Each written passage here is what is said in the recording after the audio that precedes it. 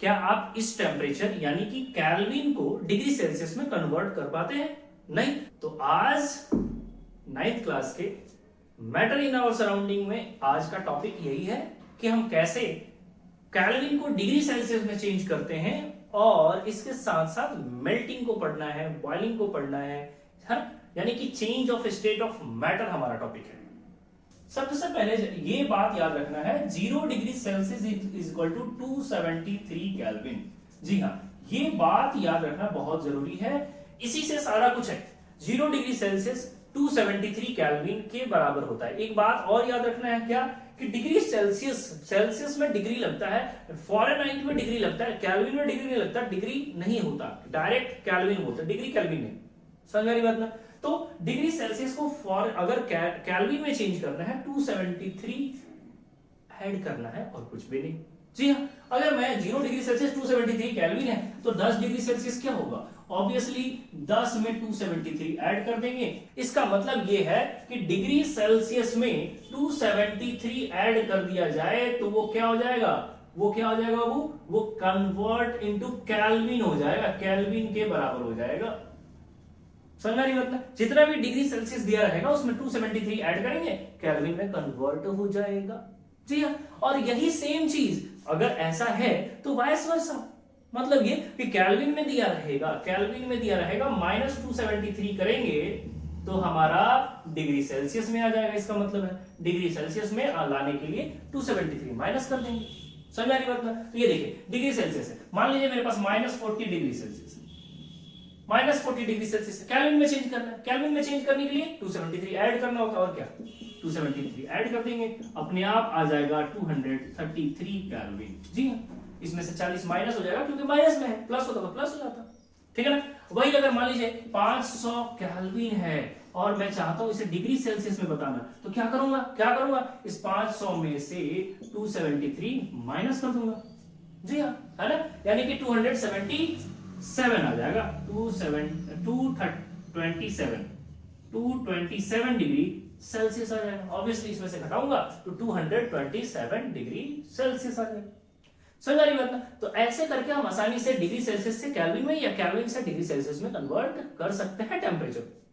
समझ रही बात?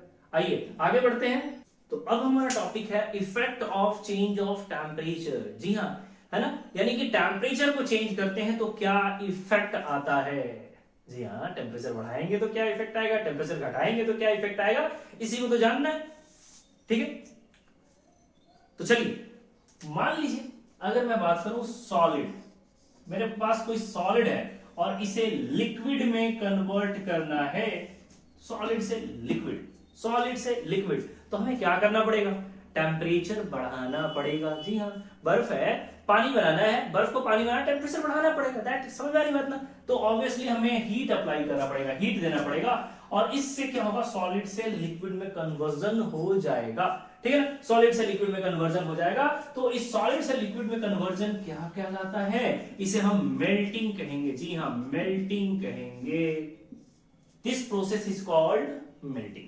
द प्रोसेस ऑफ चेंजिंग, क्या process of changing solid to liquid, the process of changing solid to liquid is called melting by the process of changing solid into liquid by applying heat is called melting, है ना? उसी को melting कहेंगे। अच्छा, liquid में और ज्यादा heat apply किया तो क्या हुआ भाई? तो वो गैस में कन्वर्ट हो गया। जी हाँ, पानी को और गर्म किया तो क्या हो जाएगा? गैस में कन्वर्ट होगा, है ना? टेम्परेचर बढ़ाएंगे, गैस में कन्वर्ट होगा। तो इस प्रोसेस को क्या कहते हैं? इस प्रोसेस को बॉइलिंग। जी हाँ, बॉइलिंग। ठीक है ना? ये प्रोसेस बॉइलिंग कहलाता है, या फिर इसे वेपोराइजेशन भी कहते हैं। वेपोराइजेशन, जी हाँ, वेपोराइजेशन भी कहलाएगा। तो मेल्टिंग, लिक्विड से गैस में कन्वर्ट करने को हम वेपोराइजेशन या फिर बॉइलिंग कहते हैं। ठीक है ना? ये सब कुछ हीट अप्लाई करके हो रहा है। ठीक है ना? हीट अप्लाई करने से हो रहा है। लेकिन आपको पता है कि अगर मैं गैस को ठंडा करूं, गैस को कूल करूं, है ना, कूल करूं, ठंडा करूं, तो क्या होगा? लिक्विड में कन्वर्ट हो जाएगा। जी हाँ, लिक्विड में कन्वर्ट होगा ना। गैस को ठंडा करने से वो लिक्विड में कन्वर्ट हो जाएगा। जैसे गर्म करने से वो गैस बन गया था, लिक्विड से गर्म करने पे गैस बन गया था, गैस को ठंडा करेंगे तो लिक्विड बनेगा।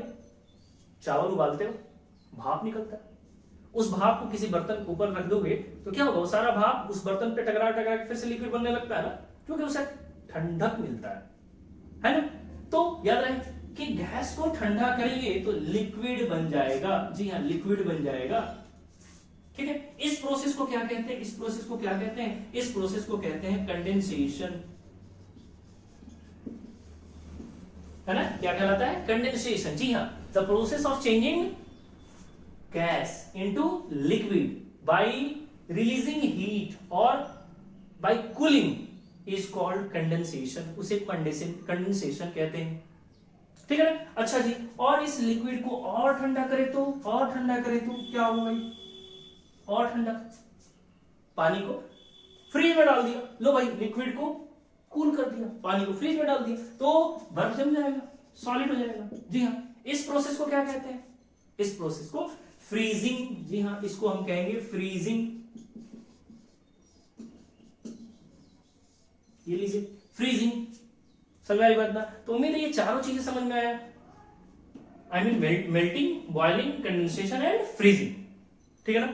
ऐसे हम टेम्परेचर को चेंज करके ये सारे प्रोसेस कर पाते हैं। लेकिन हमारे पास है क्या, कोई ऐसा भी है, कोई ऐसा भी सब्सटेंस है जिसे हीट देने से डायरेक्ट वो गैस में कन्वर्ट हो जाता है। क्या ऐसा भी होता है कि कोई सब्सटेंस को हीट किया तो वो लिक्विड में कन्वर्ट नहीं हुआ, डायरेक्टली इनटू गैस कन्वर्जन हो गया। जी हाँ, ऐसा होता है।